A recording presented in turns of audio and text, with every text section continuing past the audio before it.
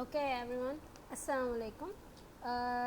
Today's lab is going to be about the functions and the recursion. In this, inshallah, we will see how to describe a function, what are the parameters, and how to return a value, basic functions, then perform a recursion on it. Then you people are going to do the tasks over it.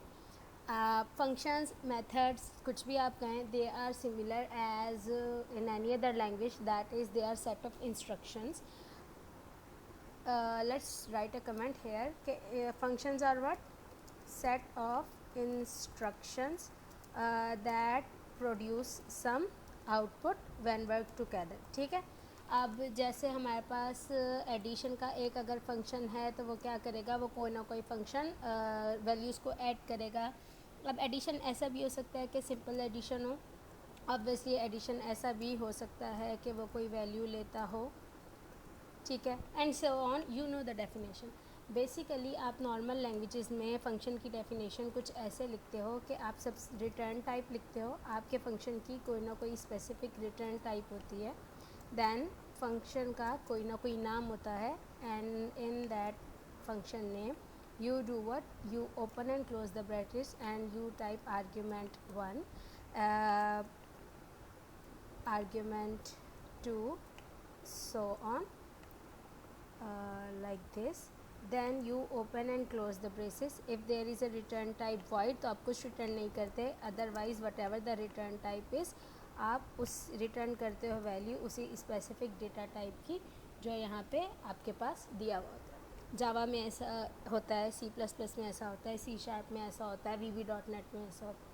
Python आपको functions ऐसे नहीं बनाने देती. Python के function की definition कुछ ऐसी है. पाइथन में वैलिडली हम रिटर्न टाइप नहीं लिख सकते ऑब्वियसली, क्योंकि कोई डेटा ही टाइप नहीं है. तो how we are going to write a return type, we are going to discuss it. Function definition कुछ ऐसी होती है. आप सबसे पहले DEF लिखते हो. DEF कीवर्ड है that is going to tell your program that we are actually doing a function. Then you write a function name. Let's say हम यहाँ पे फुल नेम हमारा फंक्शन नेम है जो यूज़र से वैल्यूज़ लेता है. और लेट्स से ये फुल नेम अभी कोई आर्ग्यूमेंट इनपुट नहीं लेता और बस क्या करता है. ठीक है. You are going to write it. I am not writing any argument in it, just colon, press the colon, enter, तो हम इंडेंटेड ब्लॉक में आ जाएंगे. लेट्स से हम यहाँ पे FN लिखते हैं और FN में आई एम गोइंग टू से टू द यूज़र के इनपुट करे enter first name colon space, user first name लिखेगा. हम इसको कॉपी करते हैं, Ctrl+C+V. उसके बाद हम यूज़र को यहाँ पे प्रॉम्प्ट करते हैं last name. It's very very very basic.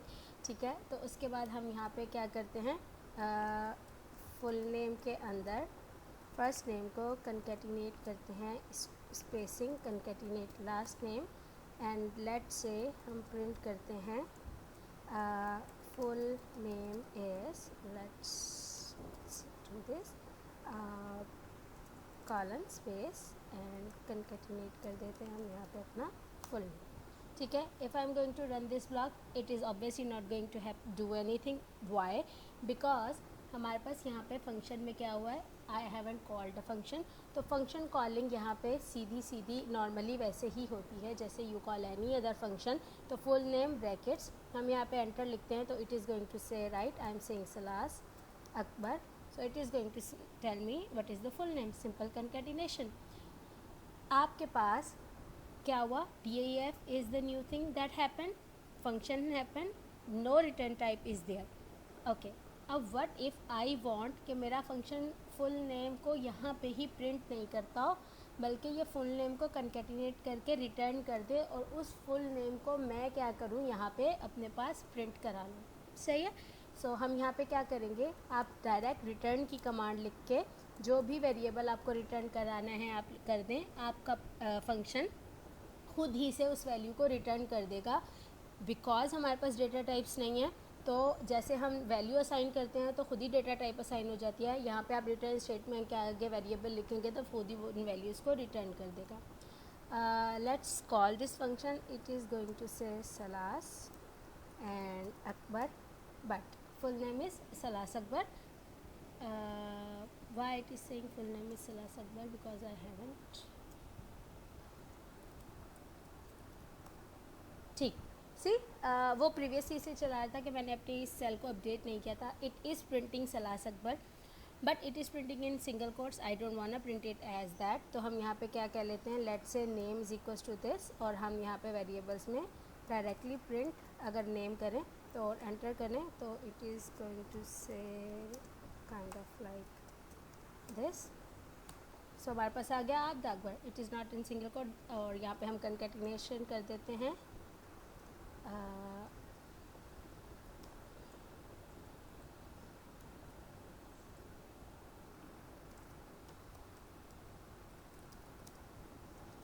Okay, kind of like this. ठीक. तो आपके पास फंक्शन में रिटर्न वैल्यू आप खुद से लिखेंगे तो आ जाएगी, रिटर्न वैल्यू नहीं करेंगे तो आपके पास कोई वैल्यू रिटर्न नहीं होगी. यहाँ पे स्पेसिफिकली रिटर्न के लिए डेटा टाइप्स ऑब्वियसली नहीं होती हैं because we do not have the data types ना. तो वो जो भी आप रिटर्न करेंगे वो खुद ही रिटर्न हो जाएगा. Let's go to the this. So is this DEF is actually the definition showing that you are going to create a function something, do perform addition, from subtraction, create the full name, whatever the action name you want to give, then the parameters value, and if you want to return a value you give the value return. ठीक है. तो यहाँ पे क्या है, for I in range 30 print object oriented programming. अच्छा, ये बहुत सारे काम हैं जो कि रिपीटेड काम है. अगर आपको फंक्शन से करने हैं तो आप ड्रॉ लाइन करें रेंज 30 एंड तक चले जाएं और प्रिंट रेंज 30 कर लें. हम इसी को करके देख लेते हैं कि हमारे पास एक डेफिनेशन है जो कि ड्रॉ लाइन करता है, और ड्रॉ लाइन करने के बाद ये क्या करता है, ये for I in range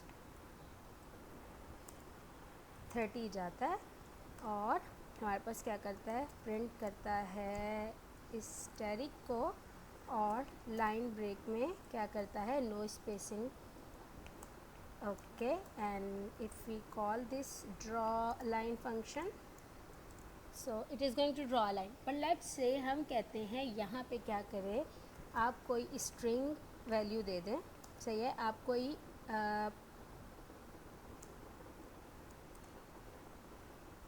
character दे दें. भाई यूज़र को कोई कैरेक्टर देना है और हम यहाँ पे क्या करें, इस कैरेक्टर को प्रिंट कर दें. ठीक है. तो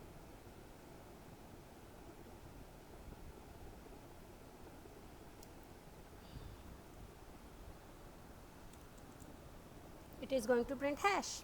ठीक है. आपको अपनी मर्ज़ी से लाइन प्रिंट करानी है. लेट्स से हम कहते हैं भाई 30 टाइम्स इसको प्रिंट कर दें, तो it is going to print it like that.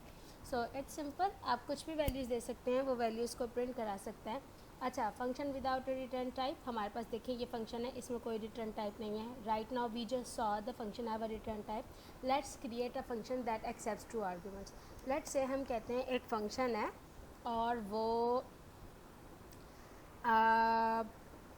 क्या करता है, सिंपल ऐड कर लेते हैं. ऐड करता है, बल्कि रुके, वो कॉन्कैटिनेशन करता है, और कॉन्कैटिनेशन में वो एक str1 लेता है और उसके बाद str2 लेता है, और उस str1 और str2 को वो रिटर्न कैसे करता है, वो str1 को लेता है और फिर कॉन्कैटिनेट करके दोनों के दरमियान में अंडरस्कोर लगाता है, प्लस करके str2 रिटर्न कर देता है. सही है. एक सिंपल सा फंक्शन है जो कॉन्कैटिनेशन करेगा स्टैटिक पैटर्न में, और हम इसे क्या करते हैं, हम इस कॉन्कैटिनेशन वाले फंक्शन को कॉल करते हैं. ठीक है. कॉन्कैट, मैंने स्पेलिंग गलत लिख दी है. Let's say concatenation. Okay, and we are going to say concatenation. Okay, concatenation को 2 स्ट्रिंग्स देनी है, तो हम यहाँ पे पहली स्ट्रिंग देते हैं बहरिया, नहीं, आर्टिफिशियल, और सेकंड देते हैं intelligence, and it is going to say artificial intelligence, but it is as it is returning the value. So हम यहाँ पे स्ट्रिंग इज इक्वल्स टू लिख कर let's to print string So artificial underscore intelligence, ठीक है. So the arguments it is taking, it is returning the arguments, it is concatenating it. आप कुछ भी कर सकते हो. लेट्स से हम यहाँ पे कहते हैं दो स्ट्रिंग को कंकेटिनेट करने के बाद, या फिर दो स्ट्रिंग्स के बजाय हम कहते हैं चलें टेबल प्रिंट कर लेते हैं. हमारा एक फंक्शन है डेफिनेशन जो कि प्रिंट अंडरस्कोर टेबल करता है, तो वो एक नंबर लेता है, ठीक है. उस नंबर को लेने के बाद वो क्या करता है, वो एक लूप चलाता है जो कि आई इन रेंज 1 to 11 चलता है, because I need from 1 to 10. और हमारे पास प्रिंट करता है कैसे, सबसे पहले लिखेगा नंबर प्लस डबल कोट, अच्छा comma double quote multiply by comma I comma double quote is equals to comma brackets में नम मल्टीप्लाई बाय आई, ठीक है. Every time it is going to print a table like that. Let's say we don't have an error. हम अपने पास इस print table function को call करते हैं और हम कहते हैं 10 का टेबल प्रिंट कर दे, तो 10 in 1 20 and 100. And let's say हम कहते हैं हमारे पास 15 का टेबल प्रिंट कर दे, तो it is going to print a table. Simple function है टेबल प्रिंट कर. So the functions are exactly same, वही आर्ग्यूमेंट है, बस रिटर्न टाइप नहीं होती. और देखें अब ये क्या कह रहा है कि ये एक एरे है, उस एरे का आपको ये फाइंड सम है b, और आप उस फाइंड सम को कॉल करते हो, एरे देते हो, वो रिटर्न देता है. ये क्या कर रहा है, लेंथ ऑफ b तक चलता है. Let's do this. It's a text. I am going to copy this text, ठीक है.